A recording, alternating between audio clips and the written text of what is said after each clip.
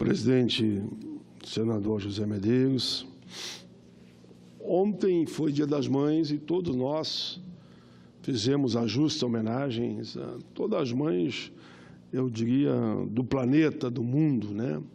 Tanto a mãe adotante como aquela que gera. E como eu disse aqui numa sessão, para mim, mãe é aquela que ama, a que cuida. E pai também, né?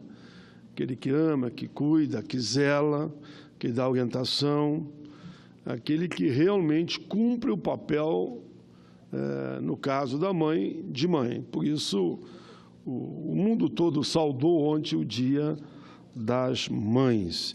Eu já fiz um pronunciamento longo aqui naquela sessão de homenagem encaminhado pela senadora Ana Amélia.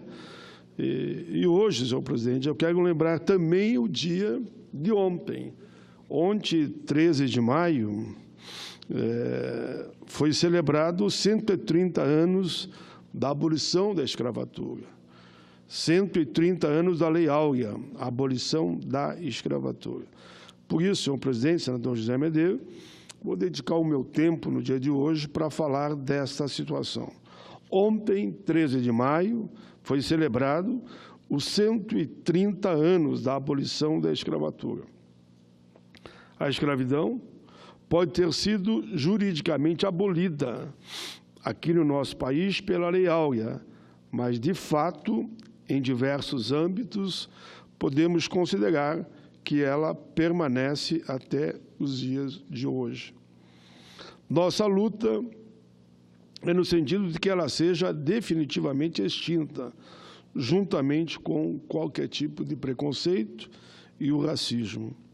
Em nosso país, os homicídios dolosos atingiram padrões epidêmicos. Em 2016, 61.619 pessoas foram assassinadas no Brasil. Quase 62 mil pessoas foram assassinadas.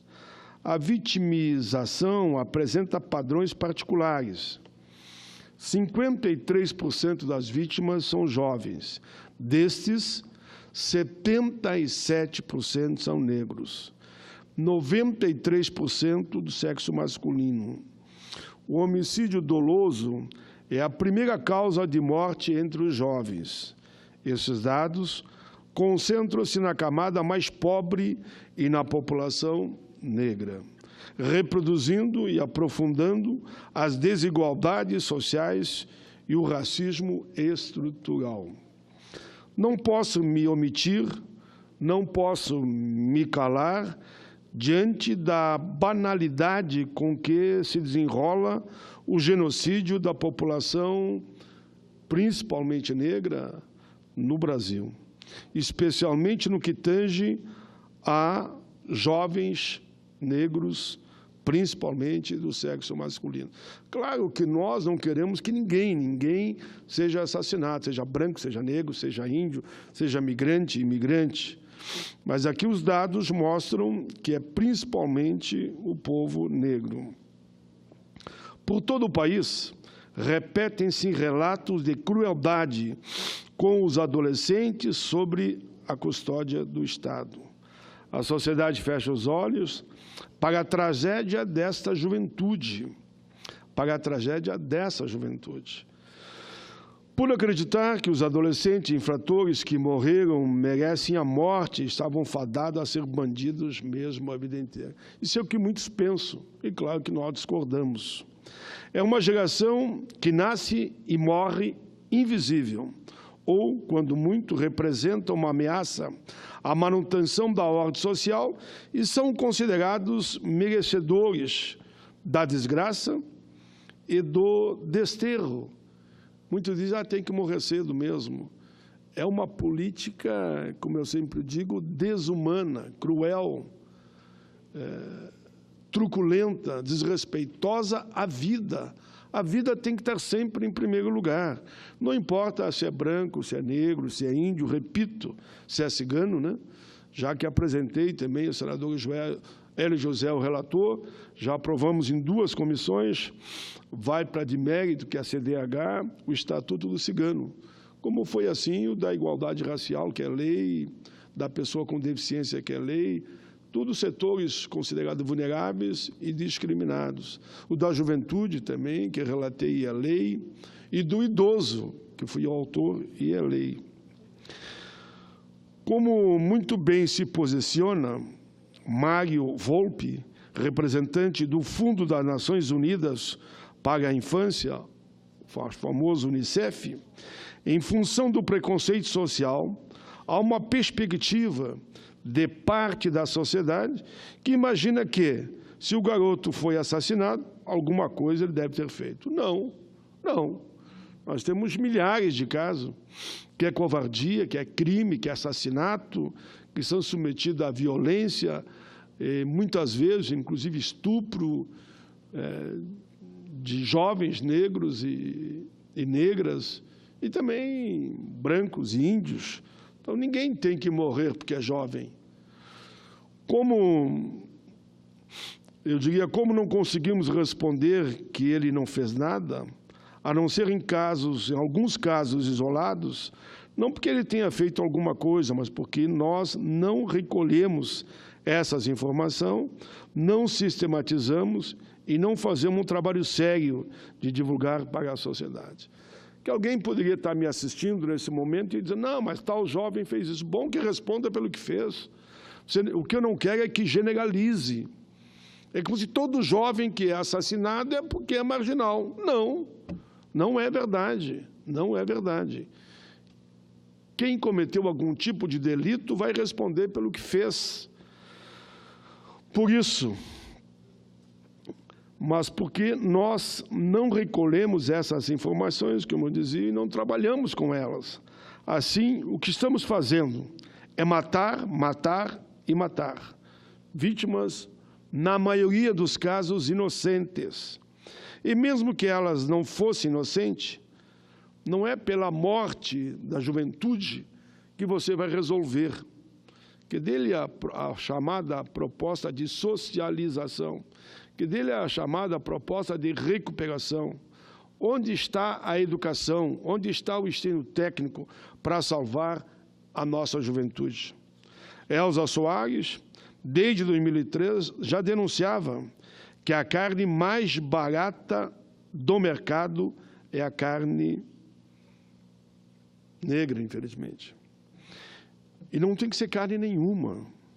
É esta a carne que está em franca liquidação nos subempregos, que vai de graça para o presídio, de lá direto para um saco de plástico. Isso quando não é indevidamente abandonada em qualquer canto ou recanto. Essa nossa política social, focada na marginalização, no extermínio e no subaproveitamento laboral da população negra e brancos pobres, tem que parar.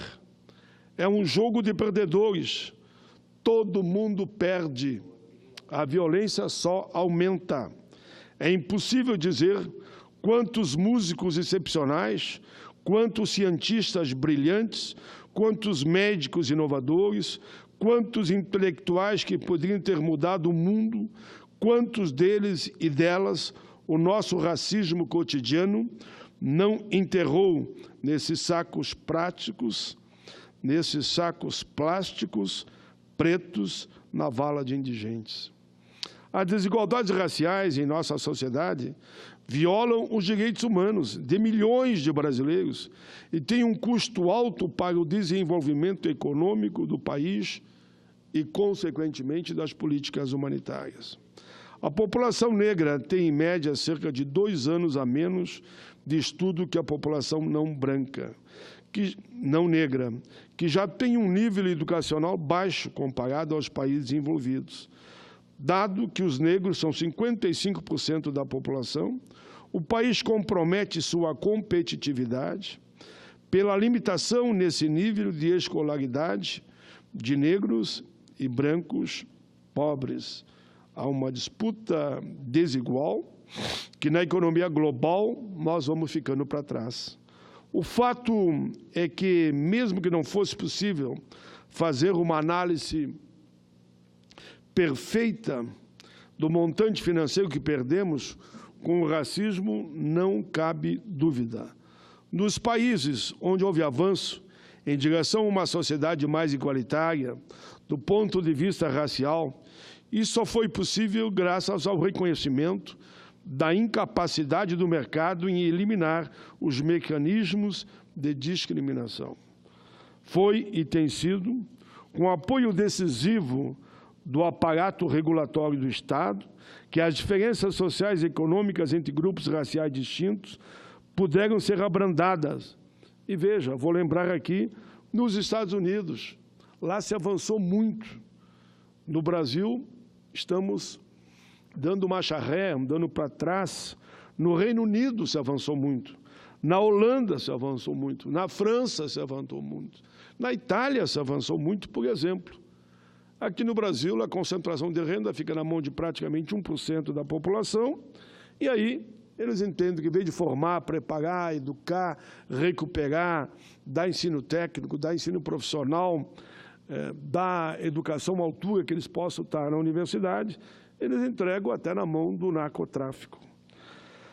Se não direcionarmos nossos esforços agora na agenda da desigualdade educacional, contemplando também a dimensão racial, estaremos fadados no futuro próximo a uma situação de limbo na competitividade global. O relatório final da CPI do assassinato de jovens, onde eu fui vice-presidente, concluiu que o que é fato, se quisermos resolver o problema do genocídio de nossa população negra e jovem, é necessário alguns encaminhamentos. A construção de iniciativas articuladas e intersetoriais entre política, justiça, educação e saúde. Priorizar investimento de esforços e recursos em territórios selecionados com taxas maiores de vulnerabilidade. Priorizar a situação com o segmento populacional jovem, especialmente a faixa etária entre 12 e 29 anos, que concentra a maioria das taxas de homicídio no Brasil, pretos e pardos. Instituir e consolidar processos de avaliação, prestação de conta e controle social no âmbito das iniciativas do Plano Nacional, com forte engajamento à mobilização da sociedade, sobretudo dos próprios protagonistas da questão, os jovens, e da instituição de segurança, entre os outros. Eu sempre digo que criança não é preconceituoso e não é racista. Segundo Mandela, me lembro uma frase do Mandela que disse: como é triste, como é hediondo você obrigar uma criança ou um jovem a odiar o outro pela cor da pele. A política de cota no Brasil deu certo. Não há conflito nas universidades. Não há conflito no campo da educação. No livro Os Quatro Gigantes da Alma, o criminalista Mira Lopes trata desse medo que se modifica em ódio contra a sociedade e contra cada um dos seus membros. A violência é o preço da exclusão, da redução da criatura humana ao estatuto de invisibilidade por meio da miséria opressiva. A guerra também tem um preço para os policiais. Em um período de 6 meses, primeiro semestre de 2015, só no Rio de Janeiro, 14 policiais foram mortos em áreas chamadas pacificadas, número que não encontra paralelo em outros países democráticos. Ao mesmo eu falo aqui de salvar as crianças, fica também a minha solidariedade às famílias dos policiais que todo dia manchete sendo assassinados. Uma instituição que convive com tais números engendra de medo e ódio. É nesse ponto é preciso destacar o perfil do policial brasileiro, especialmente da Polícia Militar. Assim como as demais vítimas da absurda violência social, ele também é majoritariamente homem, jovem e negro pobre. Veja o destaque que a gente está dando aqui. Não é só o menino jovem que é assassinado, que é negro. A maioria dos policiais, hoje no Brasil, são homens, jovens e negros que vieram de camadas pobres. Ou seja, nas duas pontas da violência social brasileira, temos o aniquilamento da população masculina negra e jovem, seja policial, seja o menino que tenha cometido ou foi assassinado covardemente, mas, enfim, ele morreu. O que se observa na epidemia da violência aguda que vive o Brasil é que o perfil econômico etário e principalmente racial do suposto algoz é o mesmo das vítimas. Como resultado desse ódio, há um Estado policial onde existe uma guerra de todos contra todos, e aí ocorrem chacinas e morrem dos dois lados, o policial negro e o jovem negro. Pratica-se a justiça pelas próprias mãos, por exemplo, quando uns querem vingar os outros, sob a crença de que a justiça não conseguirá manter preso o autor do crime, enquanto alguém da classe média promove linchamentos daquele que identifica como ameaça ao seu patrimônio. Dados obtidos a partir da realização de um levantamento de políticas públicas, programas ou projetos de prevenção à violência, com potencial para o enfrentamento da questão dos homicídios na adolescência e juventude. Desenvolvidos em 11 regiões metropolitanas, por secretarias estaduais e municipais, apontam que foram mapeados 160 programas de prevenção à violência. A despeito desses programas, já chegaram a espaços mais populares, olhando mais diretamente para os adolescentes e jovens. Verificou-se a escassez de políticas e programas com foco específico na redução da letalidade, uma vez que, dos 160 programas, apenas 19 iniciativas tinham a redução de homicídios como objetivo específico. Ademais, verificou-se contradição entre o perfil das principais vítimas de homicídio e as prioridades das políticas públicas, visto que apenas 16% apresentava algum critério relacionado a gênero e somente 8% utilizava algum critério relacionado à questão racial para a definição do seu público-alvo. Como consequência, ao aprofundamento de um quadro de extermínio da juventude, pois desde 2002 observa-se que a situação perversa de aumento dos homicídios da população negra, infelizmente, é fato e é real. Para solucionar esse problema, é preciso respeitar os direitos humanos, transformando efetivamente o princípio da dignidade humana a um princípio estruturante de todos para todos, assim fortalecendo políticas públicas decentes. Respeitar os direitos humanos é respeitar a lei, é respeitar a vida. Desenhou-se no imaginário popular que defender os direitos humanos é coisa de esquerdista ou de bandido, quando, na verdade, tudo que os agentes dos direitos humanos pedem é o que qualquer pessoa racional pediria, que a lei seja cumprida. E direitos humanos é para policial, direitos humanos é para quem não é policial, para quem é civil, direitos humanos é para todos. Que o processo penal seja cumprido, que o Código Penal seja cumprido, que o Estatuto da Criança e Adolescente seja cumprido, que o Estatuto da Igualdade Racial seja cumprido, que o Estatuto, esses dois eu fui autor, mas que o Estatuto da Juventude, do qual eu fui relator, seja cumprido, e que a Constituição Federal, por fim, que também participei como constituinte, seja cumprida. É imprescindível também a existência de mecanismos de avaliação das políticas públicas. Os programas de prevenção à violência já conseguiram atingir redução de homicídios em grande parte da população, mas por falta de planejamento, a avaliação das políticas públicas, os homicídios entre a população negra só aumentaram. Senhor presidente, já estou indo para os finalmente. Sou categórico em requerer que atitudes sejam tomadas, pois o Brasil se encontra em um quadro crítico de violência.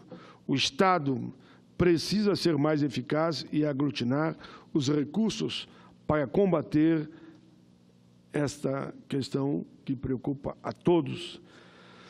Por isso, temos a obrigação de nos ajudarmos para que todos se debrucem sobre o assunto com mais afinco, para que assim possamos dar a resposta que o problema impõe. E não é difícil aqui apontar caminhos. Começa com a educação. Começa no jardim de infância até a universidade. Começa com mais investimento em escolas técnicas. Começa em garantir que lugar de criança não é no trabalho infantil, é na escola. Começa-se a investir mais em segurança pública para todos, tanto para os profissionais que atuam nessa área da segurança pública, seja a Polícia Civil, seja a Polícia Militar, seja os agentes penitenciários, seja aqueles que, de uma forma ou de outra, colaboram para a segurança pública, seja investir em todo o segmento da população, seja negro, seja branco, seja índio, seja cigano, seja migrante, seja imigrante, seja investir no mercado de trabalho para que as pessoas tenham o direito de estudar, trabalhar e receber um salário decente, seja, senhor presidente, com mais investimento na saúde. Hoje pela manhã aqui, nessa sessão que presidi em defesa homenageando os defensores públicos, muitos falaram do SUS. Eu estou cada vez mais convencido, não porque somente porque fui constituinte, que nós temos que investir na saúde pública decente para todos. Tivemos recentemente, senhor presidente, e aqui eu vou terminar, um exemplo de uma colega minha que estava hospitalizada numa situação muito difícil no SUS, e que dali podia, a qualquer momento, ela, inclusive, falecer. Mas, felizmente, foi visto que ela tinha um plano de saúde, que tinha pago há muito tempo, enfim. Em resumo da história, ela foi, inclusive, salva. Mas eu sou daqueles que diz que o SUS tem tudo para dar certo. Muito mais que os próprios planos de saúde, desde que se invista, que a peça orçamentária do Congresso Nacional, enfim, dos poderes constituídos, destine uma verba cada vez maior para o SUS.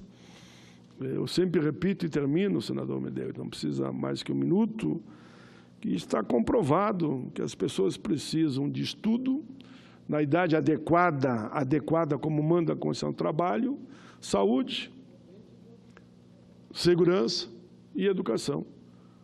Se você assegurar para o brasileiro a possibilidade de que ele tenha um trabalho decente, que o estudo seja decente, que ele tenha plano de saúde, que tenha segurança, para que os pais não fiquem preocupados, saiu de casa, vai voltar vivo, se era para voltar às 11 e não voltou, já começa a dar um terror na família, né?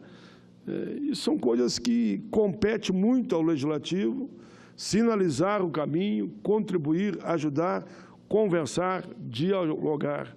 Eu repito aqui, não importa se é civil ou é militar, importa nós caminharmos todos juntos na construção de um país para todos, de um projeto de nação, onde os direitos sejam respeitados e assegurados para todo o povo brasileiro. Então, nesse 13 de maio, 130 anos da Lei Áurea, a gente gostaria mesmo que ninguém fosse discriminado por motivo nenhum, pela cor da pele, pela origem, pela procedência, se é homem, se é mulher, se tem a sua orientação sexual ou a sua orientação religiosa, todos têm que ser respeitados. Estamos em época de falar em paz, de falar de amor, de falar de solidariedade, de falar de aproximação, e não odiar o outro só porque pensa diferente. Então, nesse 13 de maio, eu queria deixar, 13 de maio foi ontem, né? Queria deixar essa mensagem, a mensagem de amor, de paz, e que não passe na cabeça de alguém que a capacidade de um homem e de uma mulher possa se medir pela cor da pele. Senão não teríamos homens que entraram para a história, como Zumbi dos Palmares, Nelson Mandela. Me lembro aqui de Gandhi negro não era, mas são homens que entraram para a história. Martin Luther King. Podíamos aqui falar de todos, para concluir, senador, o mestre dos mestres, Jesus Cristo. Jesus Cristo sempre abraçou a todos, beijou a todos, caminhou com todos e foi injustiçado.